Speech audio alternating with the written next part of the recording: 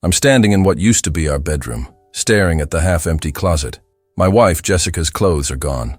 Not because she packed them, because I did.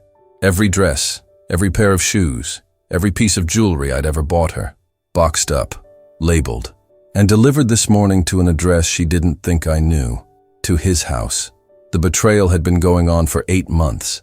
8 months of lies while I worked 60-hour weeks to afford the life she said she wanted. 8 months of working late and girls' nights that were actually nights in his bed. I found out 3 weeks ago, not through confession or guilt, through a text message she forgot to delete. Can't wait to be with you tonight. Tell your wife you're working late again. The message wasn't to me. It was from her, to him, a married man, her co-worker, David Chen, the man I'd met at company parties, shaken hands with, smiled at across crowded rooms, while he smiled back, knowing he was sleeping with my wife. My name is Marcus Williams. I'm 38 years old. I've been married to Jessica for 12 years, or at least I thought I was married. Turns out I was just the financial support system while she lived a double life. The discovery destroyed me. That first night, I sat in my car in a grocery store parking lot for 3 hours, unable to move, unable to process, unable to breathe. Everything I'd believed about my life was a lie, but after the shock came something else. Not just anger, clarity. I wasn't going to yell, wasn't going to beg, wasn't going to give her the satisfaction of seeing me broken. I was going to do something she'd never expect, something that would expose everything, not just to me, but to everyone, especially to David's wife, because if I was going to lose my marriage, he was going to lose his too. This is the story of how I dismantled my wife's affair with surgical precision, how I made sure everyone knew exactly who she was, and how her lover's reaction to my plan changed everything in ways I never imagined. This is my story, and it starts with those boxes. 3 weeks earlier, I'd been living in blissful ignorance, working as a senior project manager at a tech firm, coming home to what I thought was a happy marriage. Jessica worked in marketing at the same company, different department. We had a nice house in the suburbs, 2 cars, no kids yet, but we'd been talking about it. Everything seemed perfect. On the surface. That Tuesday evening I came home early. Unusual for me, but I'd wrapped up a project ahead of schedule. Jessica wasn't home. Her car was in the driveway, but the house was empty. I called her. No answer. Texted. No response. I wasn't worried at first. She'd probably gone for a walk or was at a neighbor's. I went upstairs to change. That's when I saw her phone. On the nightstand. She'd forgotten it. Jessica never forgot her phone. She was attached to that thing like a lifeline. Curious, I picked it up. I'd never snooped before. Never had reason to. Our marriage had trust. Or so I thought. The phone wasn't locked. She'd changed her passcode recently. Said it was for work security. But apparently she'd left it open. I opened her messages. Scrolled through recent conversations. Mom, sister, friends, normal stuff. Then I saw a name that made me pause. David C. I knew David Chen from work functions. Mid-40s, married with 2 kids.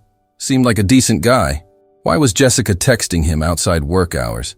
I opened the conversation. My blood went cold. The messages went back months. Started innocent. Work stuff. Then gradually shifted. Compliments. Inside jokes. Then explicit. Photos I couldn't unsee. Plans to meet. Conversations about feelings. About how they wished they could be together openly. About how I was clueless, and his wife Linda was never home anyway. I sat on the bed, phone in shaking hands, reading through months of betrayal. They'd been sleeping together since January. 8 months. While I'd been working late to afford the kitchen renovation she wanted. While I'd been planning our anniversary trip. While I'd been living my life thinking I had a partner. I heard the front door open. Jessica's voice called out, "Marcus, you home?" I didn't answer, just sat there. She came upstairs, saw me with her phone. Her face went white. For a moment, we just looked at each other. Then she tried to explain, tried to minimize. "It's not what you think. We were just talking. It didn't mean anything." But I'd read the messages. I knew exactly what it was. I didn't yell, didn't throw anything. Just asked her one question. How long? She hesitated, then admitted it. 8 months. Since the company retreat in January. They'd had too much to drink. One thing led to another. Then it kept happening. She said she was confused, that she still loved me, that she wanted to work it out. But even as she said it, I could see the lie. This wasn't confusion. This was choice. She'd chosen this, chosen him, chosen to betray everything we'd built. I told her to leave. She refused. Said it was her house too. Technically true. Both our names on the mortgage. So I left. Checked into a hotel. Spent 3 days there, not eating, barely sleeping, trying to process the implosion of my life. Friends told me to lawyer up immediately, file for divorce, take her for everything. My family wanted me to expose her publicly, ruin her reputation. But I'm not impulsive. I needed to think, plan, understand what I wanted. Revenge felt hollow. Yelling felt pointless. I needed something that would make the consequences of her choices crystal clear, not just to her, to everyone involved. During those 3 days, I did research, found out David's address, found his wife Linda on social media, saw pictures of their 2 kids, saw her posts about family dinners and school events, and loving her husband. She had no idea, just like I'd had no idea, and that's when the plan formed. Jessica had destroyed my marriage by bringing David into it. So I'd return the favor. I'd make sure Linda knew exactly who her husband was, and I'd do it in a way that Jessica couldn't deny or minimize. I went back home on the 4th day. Jessica was there. She'd been crying, said she was sorry, that it was over with David, that she wanted to fix things. I looked at her, this woman I'd loved for 12 years, and felt nothing. Okay, I said. We can try. She looked relieved, hugged me. I didn't hug back, but I let her think there was hope, because I needed time to execute my plan without her suspecting. For the next 2 weeks, I played the role, went to work, came home, had civil conversations. I even suggested couples therapy, which thrilled her. She thought I was committed to reconciliation. I was committed, just not to what she thought.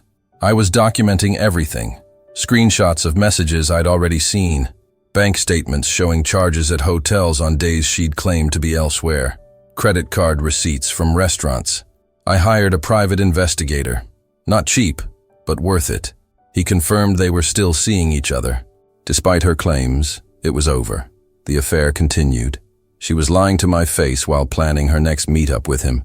I consulted with a divorce attorney, got my options, understood what evidence I'd need. Then I planned the delivery. I went through Jessica's belongings, clothes I'd bought her, jewelry for birthdays and anniversaries, expensive handbags, shoes, perfume, everything that represented my investment in our relationship. I packed it all, carefully, neatly labeled each box. Then I drafted a letter, not to Jessica, to Linda Chen, David's wife. The letter explained everything, who I was, what had been happening. I included printed screenshots of messages, photos, timeline of the affair. I made copies of everything. One set for Linda, one set for HR at our company, since workplace affairs violated policy, one set for my attorney. I wasn't just exposing the affair. I was dismantling it systematically, making sure there were consequences, real ones. I scheduled a moving company, told them to pick up the boxes from my house and deliver them to David Chen's address, with specific instructions. Deliver when someone's home, requires signature. I timed it for a Saturday morning. When I knew from the private investigator's surveillance that David would be home with his family, the delivery was scheduled for 10 a.m. I wanted Linda to be there, to see boxes of another woman's belongings arriving at her house, to read the letter, to understand what her husband had been doing. That Saturday morning, I woke up early. Jessica was still asleep beside me, unaware. I'd told her I was playing golf, a lie, but turnabout's fair play. I drove to a coffee shop near David's house, close enough to be nearby, far enough to not be obvious. At 9:55, I got a notification from the moving company. Delivery in progress. My heart pounded. This was it. 10 minutes later, my phone rang. Unknown number. I answered. Marcus Williams? A woman's voice, shaking. This is Linda Chen. I just received... I don't understand. Are these allegations true? I took a breath. Yes. I'm sorry you had to find out this way, but I thought you deserved to know, just like I deserved to know. She was silent. Then I heard her crying. How long? 8 months. More silence. Then, he's in the next room, with our kids, and he's been with your wife for 8 months? Yes. She hung up. I sat in my car, felt terrible. Felt justified. Felt like I'd just nuked 2 marriages. But they'd done that. Jessica and David, not me. I just made sure the truth came out. An hour later, I got a text from David. "We need to talk, now." I didn't respond. Then my phone rang. Jessica, hysterical. "What did you do?" David's wife called me screaming. "What did you do?" "I told the truth," I said calmly. "Something you haven't done in 8 months. You had no right. You've destroyed everything." "No," I said. "You did that." "I just made sure everyone knew." She hung up, called back. I didn't answer. Let her spiral. That afternoon I went home. Jessica was there, packing. I'd expected anger, but she was different, defeated, quiet. "I'm staying with my sister," she said. Linda called David's boss. HR is getting involved. He might lose his job. His wife is filing for divorce. His kids won't talk to him. She looked at me. "Are you happy now?" I thought about it. "No, but I'm done protecting you from consequences." She left. I sat in the empty house. Should have felt victorious. Felt hollow instead. That evening my doorbell rang. I opened it. David Chen stood there. I tensed, expected anger, violence maybe, but he just looked tired. "Can I come in?" I hesitated, then stepped aside. We sat in my living room. 2 men whose wives had betrayed them. 2 men whose lives were imploding. "I'm not here to defend myself," David said. "What I did was inexcusable. I destroyed my marriage, my relationship with my kids, my career. I deserve all of it." I said nothing. "But I need you to know something. Jessica didn't pursue me. I pursued her. At that retreat, I was the one who made the first move. I was unhappy at home. Linda and I had been having problems for years. I saw Jessica, and she seemed available, receptive. I justified it by telling myself we were both adults." He paused. "I'm not making excuses. I'm just saying, she didn't seduce me. I seduced her, and I manipulated her. Told her I was going to leave Linda, that we'd be together. I lied." I stared at him. "Why are you telling me this?" "Because Linda asked me to. She read your letter, saw the evidence. She said you deserve to know the whole truth, not just Jessica's version." He pulled out his phone, showed me messages where he'd love-bombed Jessica, promised her a future, convinced her his marriage was over. She'd believed him. "She's not innocent," David continued. "She made choices, but I took advantage of her unhappiness, her loneliness. You worked all the time. She felt neglected. I offered attention, and I knew exactly what I was doing. I felt my anger shifting, not toward Jessica, toward this man, this predator." "Get out," I said quietly. David nodded, stood. "I'm sorry for everything. I know it doesn't matter, but I am." He left. I sat there, processing. The narrative I'd constructed, Jessica as villain, me as victim, was more complicated. Yes, she'd betrayed me, made choices, lied, but David had manipulated her, used her, and I'd been so busy working, providing, that I'd missed her loneliness. I'm not saying it justified anything. It didn't, but it added context, made me realize this wasn't simple. The next day I called Jessica. "We need to talk, really talk." We met at a neutral location, a park, sat on a bench. "David came to see me," I said. She looked surprised. He told me how it started, his version. Jessica looked down. "I'm not making excuses, but he's right. He pursued me, promised me things. I was lonely, Marcus. You were never home. I know that sounds pathetic, but it's true. Why didn't you tell me you were unhappy?" She shrugged. "I tried. You were always too busy, too focused on work, on providing. I felt like a ghost in my own marriage." I thought back. She was right. I'd been obsessed with climbing the corporate ladder, with making money, with success. I'd forgotten to be a husband. "That doesn't justify the affair," I said. "I know," she whispered. "And I'm not asking for forgiveness. I just want you to understand. David made me feel seen, and I was weak and selfish, and I destroyed everything." We sat in silence. "Do you still love him?" I asked. She shook her head. "I never did. I loved the attention, the feeling of being wanted. But him? No. Once Linda confronted him, he dropped me immediately. Didn't even try to fight for me.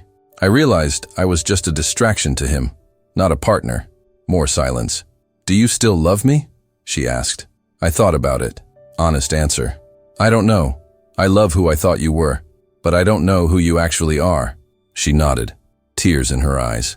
I understand. I'll sign whatever papers you want. I won't fight you. We separated everything. She moved in with her sister permanently. I kept the house. We divided assets fairly. No drama. Jessica quit her job. David was fired after the HR investigation. His wife Linda filed for divorce. The aftermath was brutal for everyone, but deserved.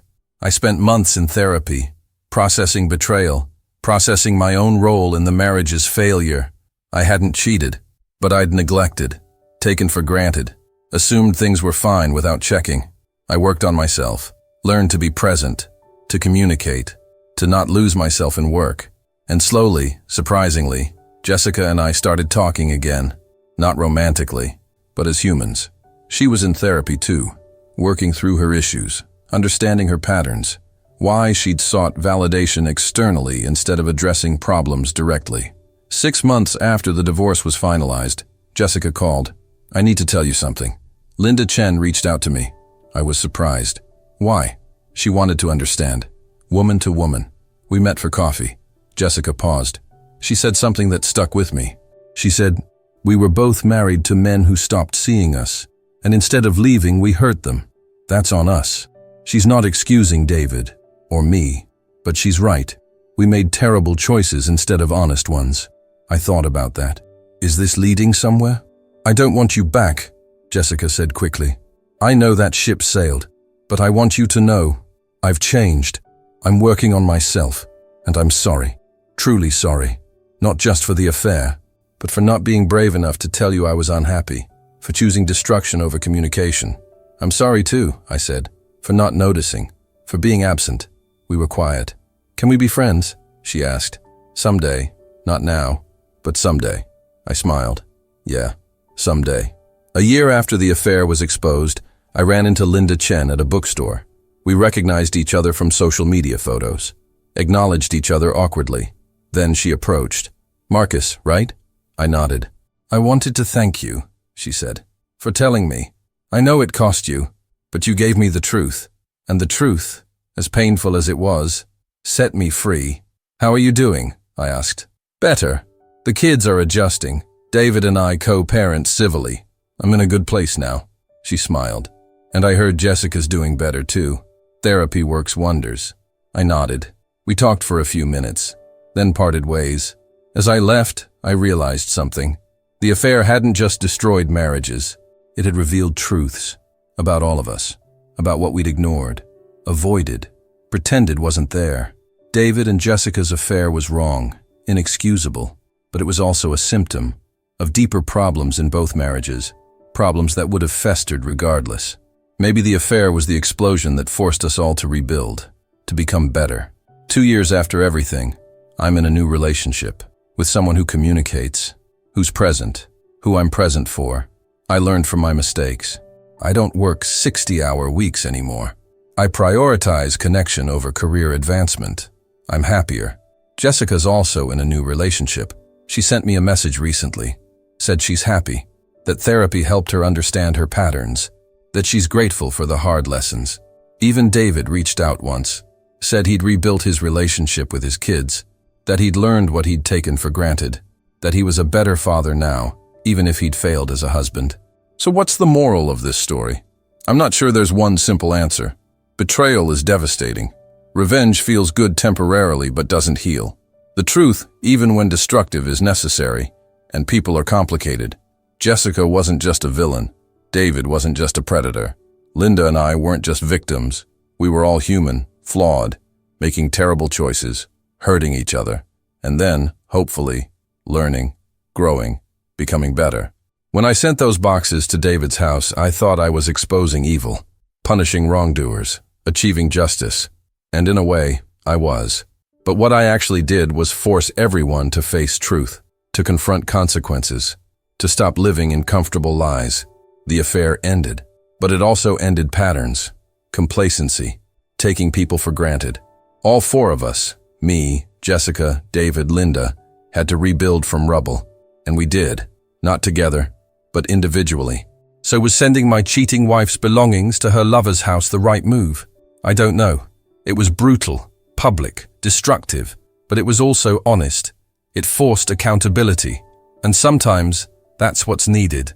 Not for revenge, but for truth. For all of us to stop pretending, stop hiding, stop choosing comfortable lies over painful honesty. Would I do it again? Honestly? I'm not sure. The fallout was severe. People got hurt. Jobs were lost. Kids suffered. But everyone also got free. Free from lies, from betrayal, from marriages that were already dead, but no one had admitted it. So, here I am, 2 years later, sitting in my house, different furniture, different life, different person. I don't talk to Jessica regularly, but we're civil, even friendly occasionally. I don't hate her, I understand her, and that's more valuable than hatred. As for my advice to anyone dealing with betrayal, don't react immediately. Think, plan, decide what you really want. Not revenge, but truth, closure, and then act, deliberately, with purpose. I sent those boxes not to hurt Jessica, but to stop living in her lies, to force reality, to make sure everyone involved faced consequences. Did it work? Yes. Was it worth it? That's complicated. But I'll say this, I'm free, I'm honest, I'm better, and sometimes that's all you can ask for. The affair destroyed my marriage, but it also destroyed my illusions, about Jessica, about myself, about what I'd been ignoring. And in the rubble, I found something valuable, truth, about who I am, what I want, what I deserve, and the strength to demand it. That's my story. Not a simple narrative of good versus evil, but a complex, messy, human story of betrayal, consequences, growth, and ultimately, freedom. And to anyone out there dealing with infidelity, you'll survive this. Not unchanged, but stronger, wiser, free,